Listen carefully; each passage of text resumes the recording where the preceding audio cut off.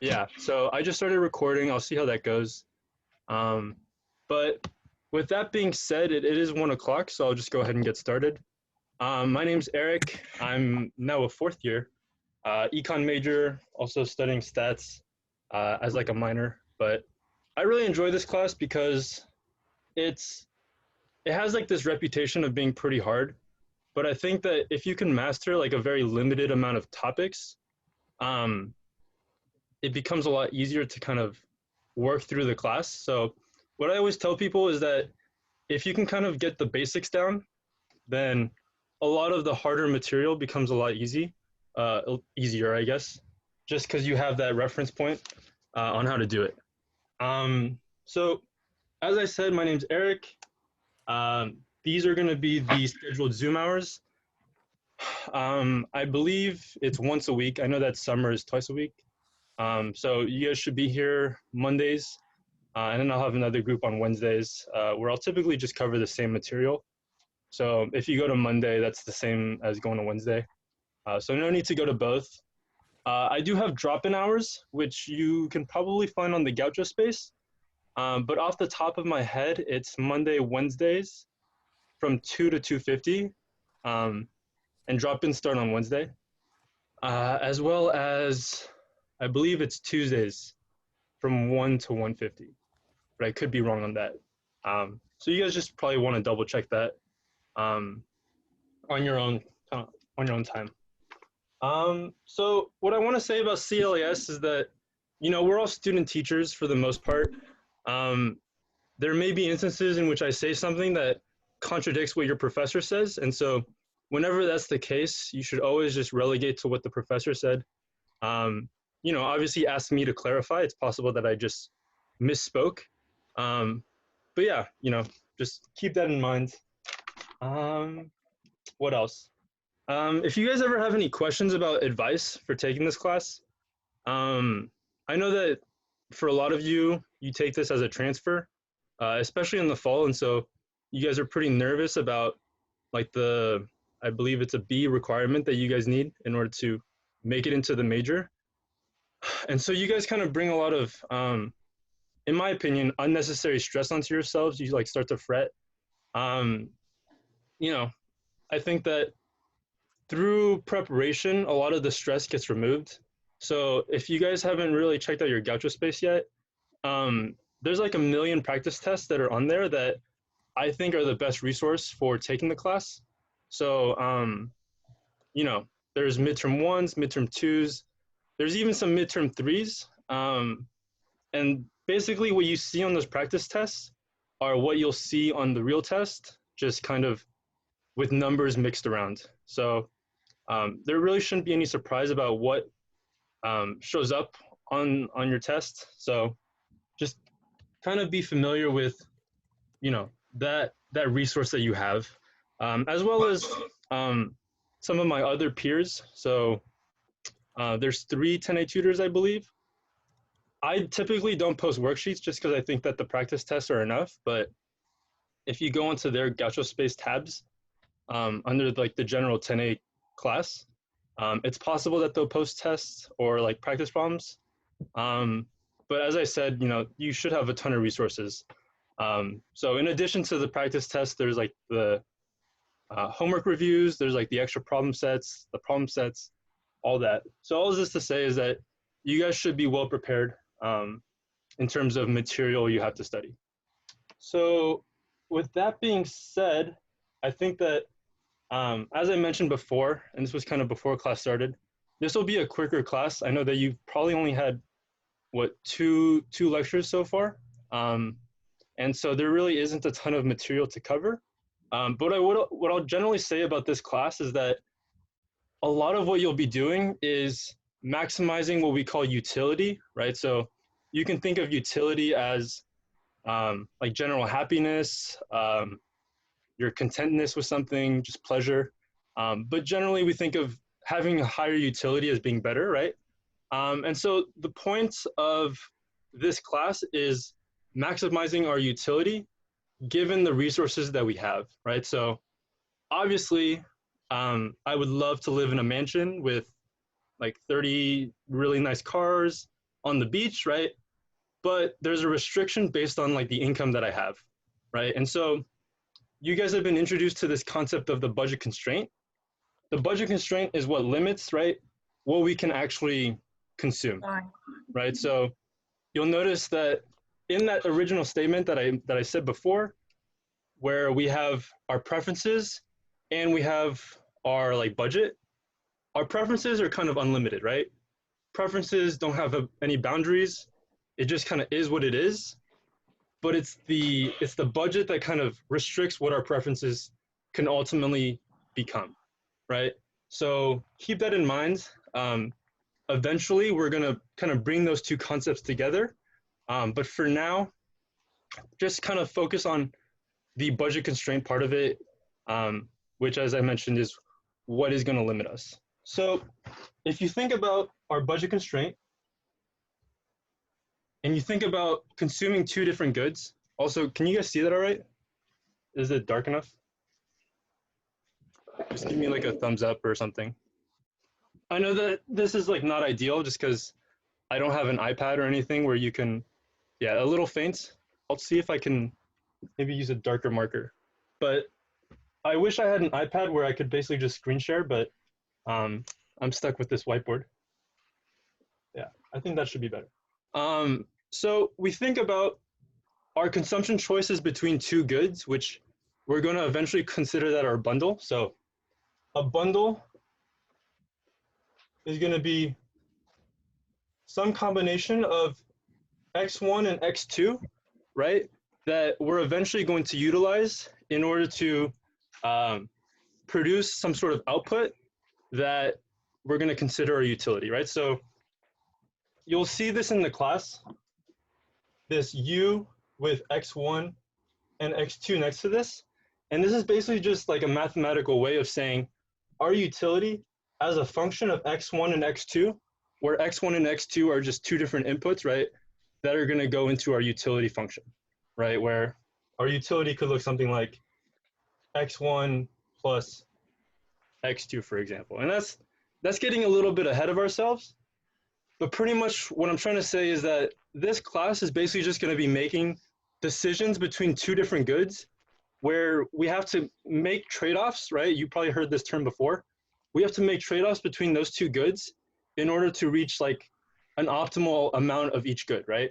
Or optimal based on what we can afford. All right. So when we think about this budget constraint, we're going to have our X1 axis right here and our X2 axis right here.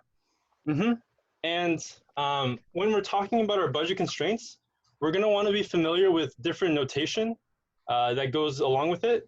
So you'll typically see this equation written down, P1 times X1 plus P2 times X2 equals M, where P1 is price of X1, X1 is just good one, and you guys can kind of figure out the rest, right, in terms of P2 and X2. And M is going to be our total income, right? And so we make the assumption that we're going to be spending as much as we have to spend, right? Which is pretty much just to say that we're going to be utilizing all of the money that we have. We're not going to be saving it for any future consumption. In kind of weeks to follow, you will see a situation in which maybe you don't spend all of your money at once and you save some. But for now, we're going to make the assumption that you have one opportunity to spend everything you have. And so that's why we're going to say that this combination of X1 and X2 is going to be equal to the amount of money that we have, right? And if you kind of think about what this equation writes or reads as, it becomes a lot more intuitive. I would definitely recommend, just for any equation that you're given, is just reading it out and seeing kind of how you can make sense of it. So basically what this is just the price of the first good that you're consuming times the number of goods that you are going to have, plus the price of the second good times the amount of the second good. And so intuitively, right, that's like, that's going to equal to some number, right, that we're going to say is equal to this M value right here, right? And so when we're dealing with a situation like this, and we're being asked to graph this on just an x1, x2 plane, the first thing that I always like to do is finding what my axes are, right? I think that once you can find your axes, it becomes a lot easier to complete the rest. So if I'm looking at how much of x1 I can possibly afford to consume, well, if I'm on this axis, what does that tell me about the level of x2 that I have, right? Um, and so I want you guys to kind of think about this. Um, ideally, if this was a classroom, I would ask you guys, but um, over Zoom, where a lot of you guys, if we're being honest, don't really want to participate, and I can't blame you. I wouldn't want to either. Um, I'm not just for like the sake of dead silence, but I want you guys to kind of think about what it means to be on the axis, right? When you're on the axis, you're basically maximizing the amount of x1 that you can have, while also making the assumption that our x2 is going to be set to 0, right? And so when x2 is set to 0, if you think about what this equation is, right? So we have p1 x1 plus p2 x2 equals m. If x2 is 0, this whole term is reduced.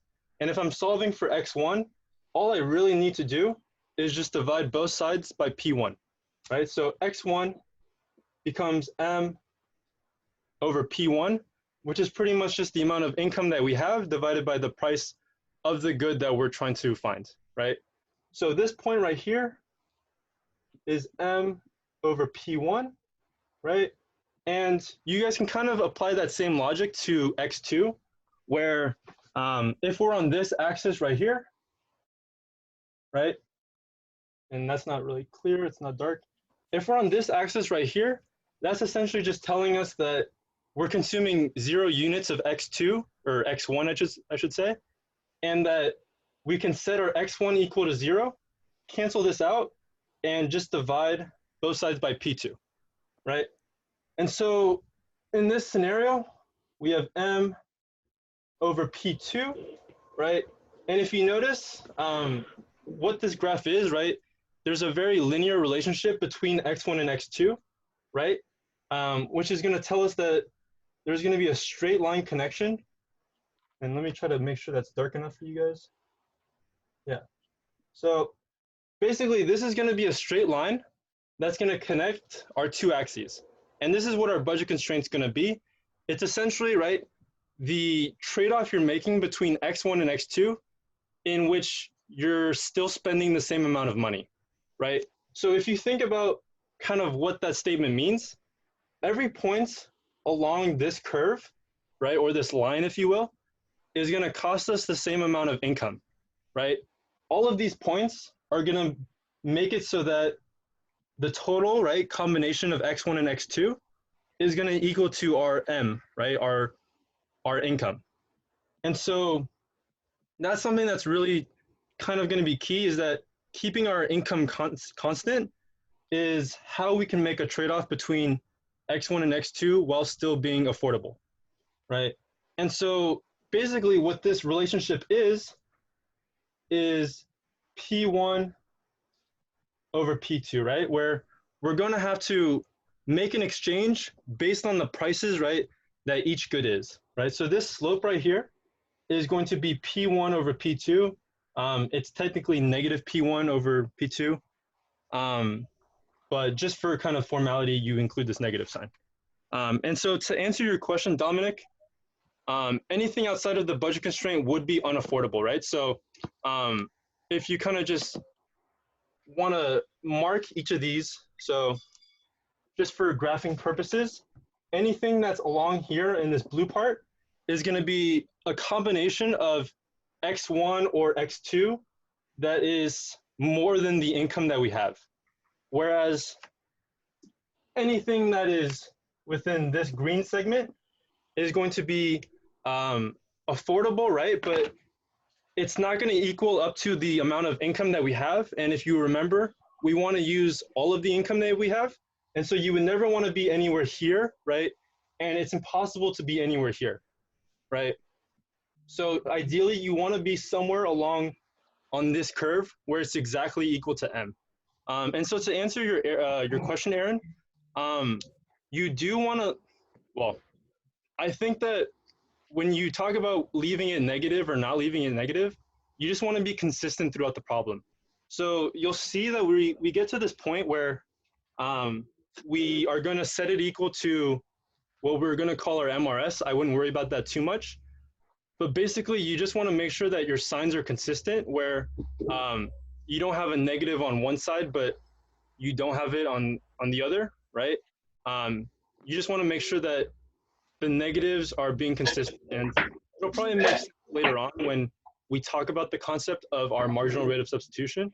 But for now, I think that I would just leave it negative because it makes the most sense just based on the negative slope. So I guess that was kind of a long answer to And so that point in the middle, is that the equilibrium point? there is no equilibrium point. So this is simply just what's affordable, right, along the curve. If you think about an equilibrium point, that would indicate that we're taking into account preferences, which is something that we haven't introduced yet. So when we get to preferences, we'll see that there's going to be a best point along this curve, right? That is going to be the equilibrium, if you will. But that's a good question. So kind of be familiar with this this graph in particular. This is something that's super important and is going to carry on throughout all 10 weeks of the quarter. And also be familiar with how certain changes in our inputs are going to change our curve, right? So think about what happens when we get changes in prices, right? So say that we have, let me try to make this as dark as I can. Let me use a different marker. So going back to this original curve right here, think about kind of what happens when we get changes in our inputs, right? So that could be changes in our prices or changes in our income, right? So what happens when our income kind of expands out? Well, if you notice, this axis right here is m over p2, and this is m over p1, which tells us that income, right, affects both axes equally, right? So if we get an increase in our income, so say income goes up, well then this axis is also going to expand out, right? And this axis is also going to expand out. And so what's going to happen is because we still have that linear connection between our two axes, right? We're going to get something that is basically just going to be a shift outwards like that. And you guys can kind of imagine what happens when m goes down, right? We get a shift like this. So be familiar with kind of the inputs that go along. So just kind of adding to that, think about what happens when we get changes in prices, right? So a change in P1 is going to look different than a change in P2, for example.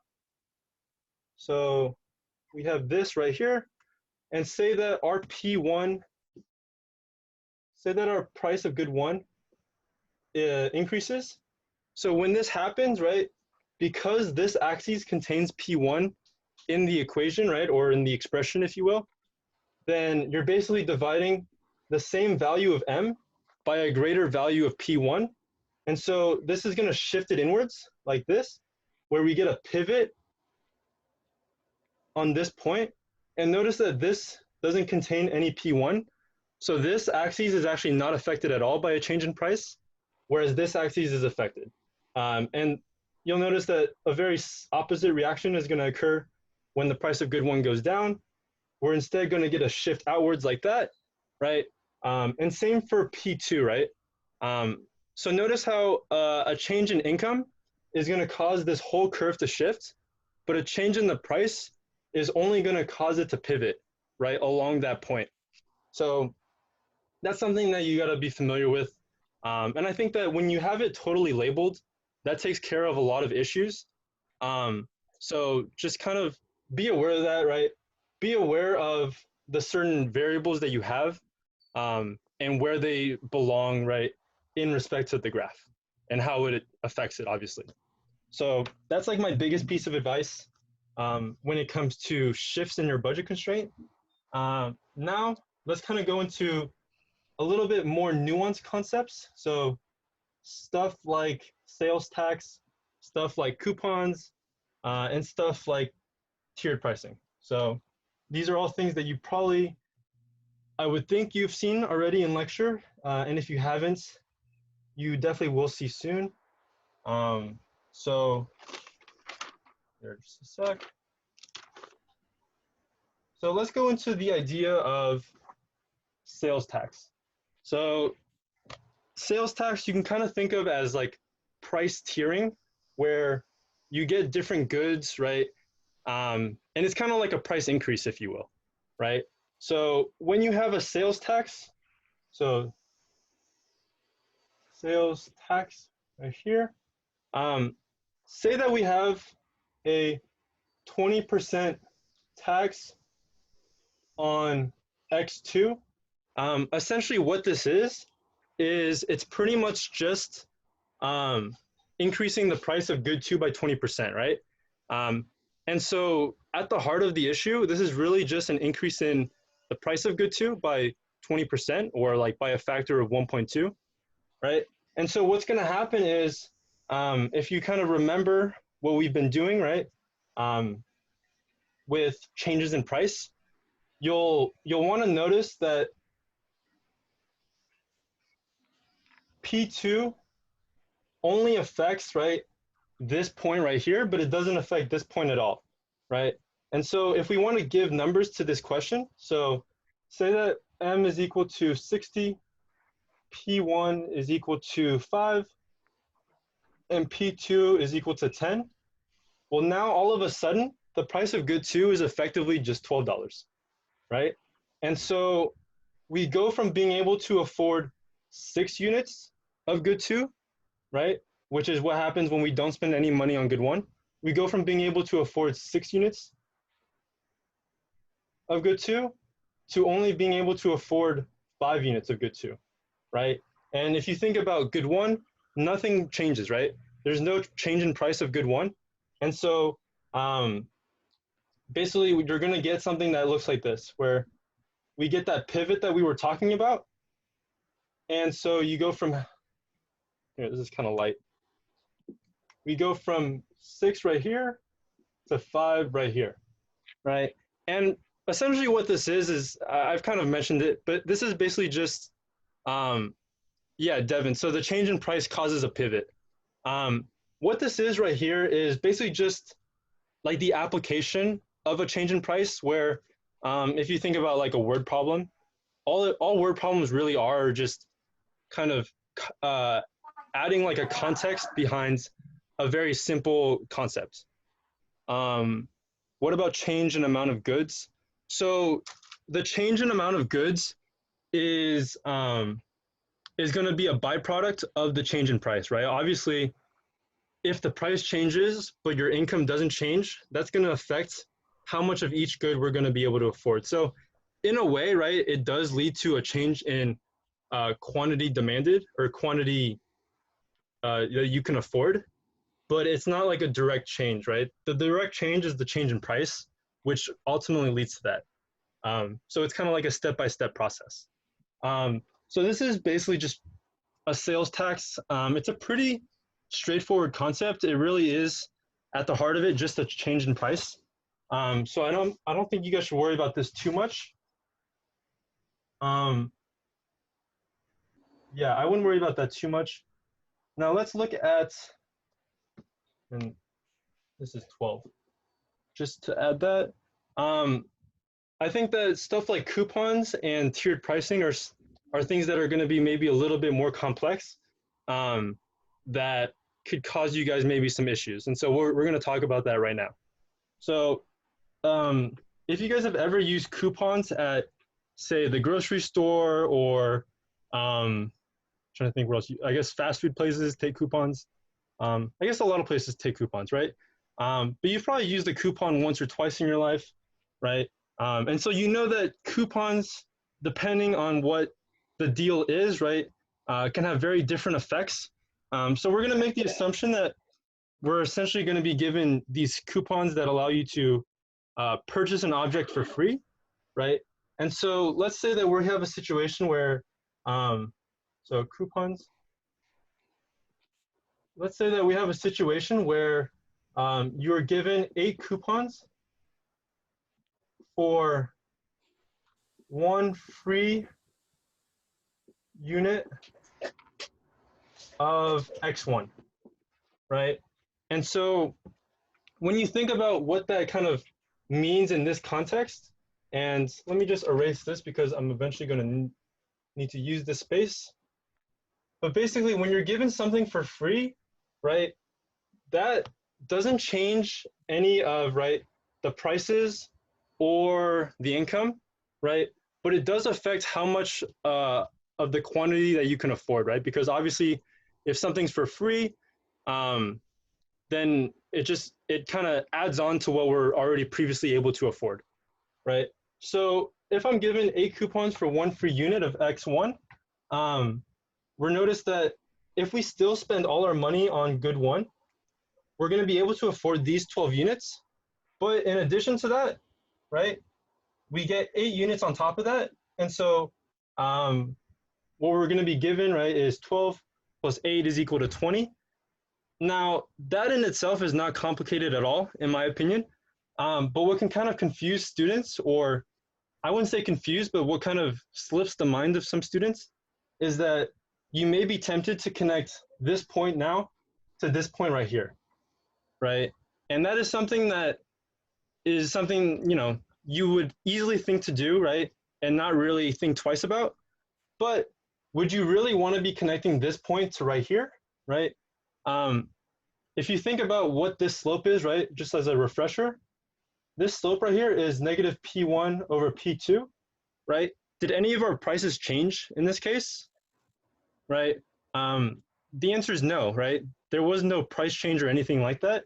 And so the slope should stay the same. But if I'm connecting this point to this point, well, that's a slope change, right? The slope is gonna decrease. So you want to maintain the same slope, right? And so the way that you can do this is now we got to think about how many units of good 2, right, that we're going to be able to buy at the maximum. So because there's no change in price, we're still going to be able to buy 6 units of good 2, right? However, when we're buying those 6 units of good 2, right, all our money is going towards good 2. However, because we get 8 free units of good 1, you also want to factor that in to our graph, right? And so we get this point 8, and I'm trying to make it so that it doesn't kind of mess things up too much. Can you guys see this green point right there? Hopefully it's not too blurry or not too light. But essentially what this point is you're spending all your money on good 2 still, but because of these coupons, you're still going to be able to afford units of good 1. And so you're going to see that it shifts out like that. And so we're going to maintain, and obviously this is not drawn to scale, but we're going to maintain the same slope that we had previously, right? So these two should be parallel lines, where this is now our new budget constraint right here. Are there any questions about that? I know that with a sales tax, it's pretty straightforward, but with coupons, it can be a little bit more confusing. I think that you always want to keep in mind that you can basically tack on 8 units of good 1 to whatever bundle you previously had, right? So if you think about what this point is right here, this point would have been 6 and 3, right? So this midpoint right here is 6 and 3, right? Now, basically what this point is 6 and, or it's 14 and 3, right? We're basically just adding 8 units of good 1 to wherever we are along this curve, right? So you can kind of think about shifting it by 8 units to the right. Does that make sense? Hopefully it does. But if there are questions, feel free to leave it in the chat. And so to answer your question, Ryan, once we know preferences, can we use our original graph, but then add 8 units of good one? So preferences don't really come into play in that context. What you really want to focus on is this budget constraint just in general. And then from there, we can evaluate where our preferences lie. But you always want to make sure that you, how did I know that it was 3? Well, because just the slope is 1/2. So you would always have twice as many units of good 1 as good 2. But that was kind of just also looking at, if I have 6 units of good 1, I can only afford 3 units of good 2. Kind of like that. I mean, it wasn't necessarily meant to be super important, but all is this to say is that you pretty much just add 8 units of good 1 to wherever you are along this curve right here. Okay. So that's kind of it for coupons. I do think that they're super important, especially early on in the class. There is a situation in which you can sell coupons. And so when you sell coupons, what that allows you to do is basically just increase your income. And so you'll see that your income is going to increase, which is really just going to allow you to shift out your budget constraint in a similar way that you did here. But you'll kind of be able to play with it, right? So say that you can, actually, since we do have time, let's say that we can sell coupons for $5 each, right? And so now let's just make the assumption that we sell all of these at once. That's going to increase our income by $40, right? And so now we have $100 right here. Ignore that the prices are still 10. So we now have $100 to work with. And so this is not going to affect anything for good 1. Notice how we still were able to afford 20, right? Which is the same as what we're able to afford now. However, in the previous example, we weren't allowed to go over more than 6 units of good 2, simply because we were capped at that amount. But because we were able to sell our coupons, now we're able to afford 2 more units, right, of good 2 than we previously were, right? So now we're at this point where it's 8 over here, right? Where because our income is part of our axes, right?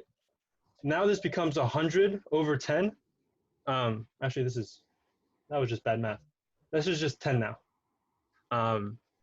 So now you notice how, whereas we were kept here, we couldn't go past this 6 unit level. We're now able to kind of push through and afford more than 6 units of good 2. And so that's kind of just the benefit of being able to sell the coupons, is that now we can kind of allocate that money towards either good, whereas not being able to sell the coupons, we could only use that towards consuming good 1. So hopefully you guys can kind of see that, and that makes sense. But I think it all comes down towards also just being familiar with these axis points. I know that I've been saying it a lot, but you really do want to make sure that you're understanding how increasing your income is going to increase these different points on our curve. So I think that's it for coupons. I'm going to go into tiered pricing.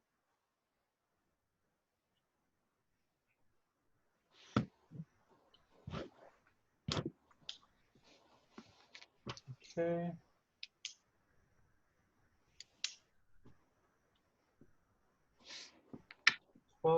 This is M over P1, and this is 6, and we have it connected like, oh, shit, that's bad. Have it connected like this, right? And so let's think of a scenario in which so tiered pricing.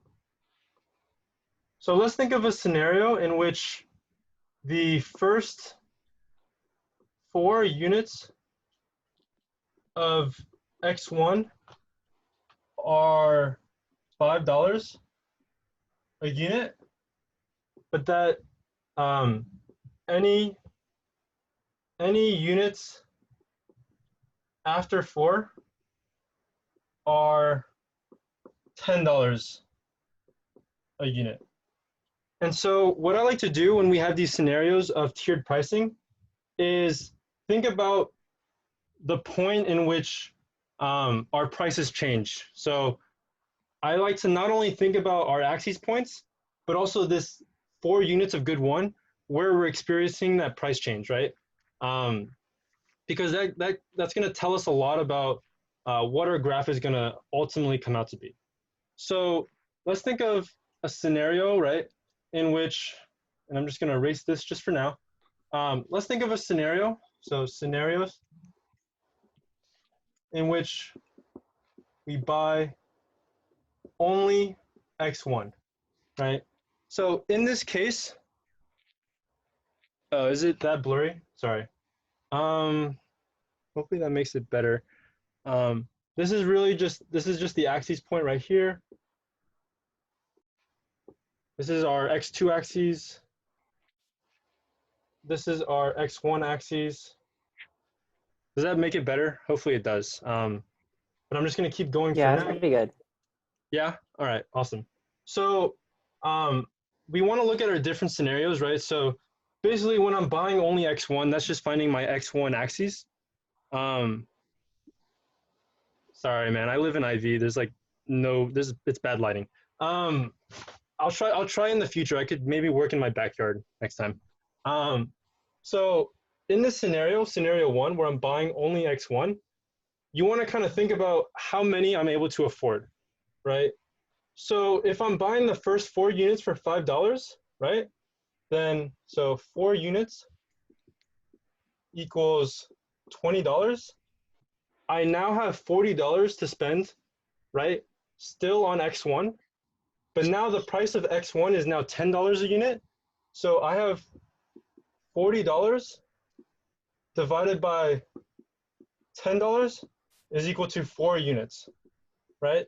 So I'm able to buy those first 4 units for 20, but then those next 4 I can only buy for 40, right? And so if I think about what my axis point is going to be, right, this is now going to be at 8, right? And notice that there's no change. There's nothing mentioned here about the price of good 2. And so this is going to stay the same, where we have 6 units of good 2 if I buy only good 2, right? So buy only X2, right? There's nothing tiered about it. So I have $60 to allocate between $10 a unit, which is just going to be 6 units, right? So there's nothing complicated about scenario 2. Scenario 3 is where it gets a little bit complicated, right? So kind of what I've mentioned before is that this is always going to be a linear connection. There's a caveat to that in which we have tiered pricing, right? You may be tempted to kind of just make this straight line connection, but I'm urging you guys to, when you see this kind of scenario, always evaluate the point at which the price changes. So you want to see what it looks like when I'm buying 4 units of good 1, and then the rest of it goes towards good 2, right? So I guess in math, it's called like the point of inflection. But this is essentially kind of what you want to be thinking of, right? So in this third scenario, you buy 4 of X1, right? And so when you buy these units of X1, that's going to equal $20, right? And I'll point it downwards actually. So this is going to be equal to $20. And so I now have $40 to now spend money on good 2, which good 2 is still $10. So 40 over 10 is equal to 4, right? So if I graph this out, this would be around, so this is 2, 4, 6, right? I now have a point that's right here at 4 comma 4, right? Because when I buy 4 units of good 1, I'm also able to buy 4 units of good 2. And so what you see is that instead of a straight line that maybe would look like this, I now have to connect these 2 dots, or I guess these 3 dots, right? Um, so that it doesn't look like a straight line between the axes, right? Instead, it's going to look something like this, and then like this, right? Um, where they are still straight lines between the 2 points, but there's this little kink, right? If you notice that. So that's like the biggest thing about tiered pricing is just kind of the way that it looks, right? With respect to the rest of the budget constraints problems, where we're not going to have a straight line between the axes. In most cases, um, you'll typically see this kink, right? Um, and so that's kind of it for the budget constraints. Um, next week, we're definitely going to talk more about preferences and indifference curves, which hopefully you kind of. Oh, I guess maybe I shouldn't have erased so fast. But next week we're going to talk about preferences, right? And then I guess in week 3 is when we kind of all put it together, and we make this sort of connection between the two, so that we can kind of maximize our utility based on our based on our budget, which is kind of that first bullet point that I mentioned right at the beginning of lecture. Um, you'll see some stuff about preferences. Yeah, so the Wednesday one is going to be the exact same. Um, it's not really fair to cover like different material for different classes, so I just keep it the same. Um, there are some things that I can talk about. So you may have heard these terms. Will it be like that here on out? What do you mean like that? Like like what? Um, I believe yeah. It's only supposed to be. Are you guys enrolled on Monday and Wednesday? Oh, Yeah, we should be. what the It fuck? says Monday, Wednesday is the time. Uh, I'm used to here. Let me just check in with my like supervisor about that. I know that you're learning new Cool, yeah, topics, thanks. but this is supposed to kind of just cover the week just as a whole. Um, how about you guys come on Wednesday and I'll see what I can do. Just or maybe I'll just send like a notification on the Gaucho space if you guys are enrolled. Um, but typically the way it has been is that during 10-week quarters, we just have 10 meetings total where I cover basically the week's worth of subject material um, for like the whole week. So I'll check in with my supervisor about that, and then I'll make an announcement on the Gaucho Space page. But for now, I guess if you guys are enrolled, certainly do feel free to come on Wednesday. And if you find that it's kind of redundant, or yeah, if you find that it's redundant, then you know you guys aren't mandated like it's not mandatory for you guys to be here. So you guys can kind of just do as you will. Um, but there is like a slight bit of material that I want to just close the class out on. It's not something that I find to be super pertinent to the class, but it's something that I have seen on a lot of multiple choice questions. Um, and it seems like with the with the class being online, there's only multiple choice, right? So typically we had like FRQs, but that I think is eliminated. So you'll see a lot of these where they kind of just throw like definition questions at you. Um, and so it's important to know the definitions. Um, but like, you know, this is also something that because of the class is open note, it's not that important to have memorized. So I want to talk about just the terms completeness, reflexivity, and transitivity. and kind of what they mean without getting too far into it. So the definition of completeness is that any two bundles can be compared. Um, what this means, and so you'll typically see it like x1, x2. This squiggly line is basically they're indifferent between the two, y1, y2. And so what this means is that bundle one is, or I guess bundle X is indifferent to bundle Y, where a consumer kind of views these as being equal, right? And so basically the three options are bundle X is greater than bundle Y, bundle one is indifferent to bundle Y, and bundle X is less than bundle Y. So that's kind of what completeness means, is that you can make a comparison between two bundles, right? And typically when you make a comparison between bundles, you're making a comparison between the utility that the bundles produce, right? And so that's what completeness means. Reflexivity, I think this is probably the dumbest one. I hate to say that it's not dumb, but it's more of like a very complex, like beyond me kind of like math interpretation, where it's basically saying that a bundle, and this is kind of the definition that you'll find, a bundle is at least as good as itself, right? And if that doesn't make sense to you, don't feel bad. It doesn't really make sense to me. But it's essentially just saying that I'm not even sure what it's trying to say. It's basically just saying that if you have two equivalent bundles, right, the bundle that is equivalent to the other, right, is basically just, it's either comparable, right, which makes the most sense, or it's slightly better. I wouldn't look too much into like this interpretation.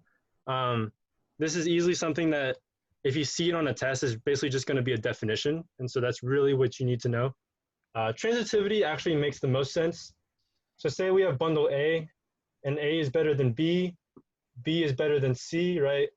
By transitivity, A is better than C. This is actually something that you've probably seen in a lot of different classes. So transitivity, I think you'll see the most, just because it actually is the most intuitive, right? Based on these relationships. But yeah, these are kind of just terms that be familiar with the fact that they exist, but you don't need to memorize them too much, especially with having the class be open note.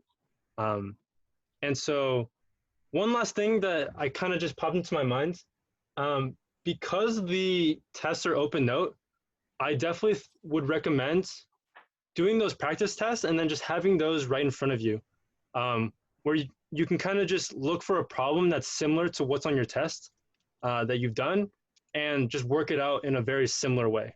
So that's kind of all I'll say. I know that it actually is almost 150. I wasn't planning on going this long, but with Zoom, it's always just a little bit weirder. So thanks for bearing with me. As for Wednesday, I'm not exactly sure how that's going to work. I'm probably just going to text my supervisor right now and then release something over Gaucho Space. Yeah. So I always go over like certain problems from the practice tests, but I won't go over like a whole practice test in most cases, unless of course you guys want me to. I mean, if it turns out that we have two lectures a week, I may be able to kind of just maybe do one lecture on like the conceptual stuff, and then do the second lecture. It's basically just practice problems. Yeah, thanks guys. Yeah. I don't want to go too much longer, but basically any like further announcement will be posted on the Gaucho Space. Past worksheets, you should find stuff. We have like a website. If you look up Econ 10A like website, there should be stuff. It's like weebly.com or something. I definitely didn't make it. It existed a lot more. It existed before I became a tutor, but I've definitely gotten some material from there. So it's definitely worth checking out. And so with that being said, I don't want to take up any more of your time. So thanks for showing up, guys. If you have any questions, I'll stay behind for a little bit and answer any questions, but you guys are free to go. Oh my God.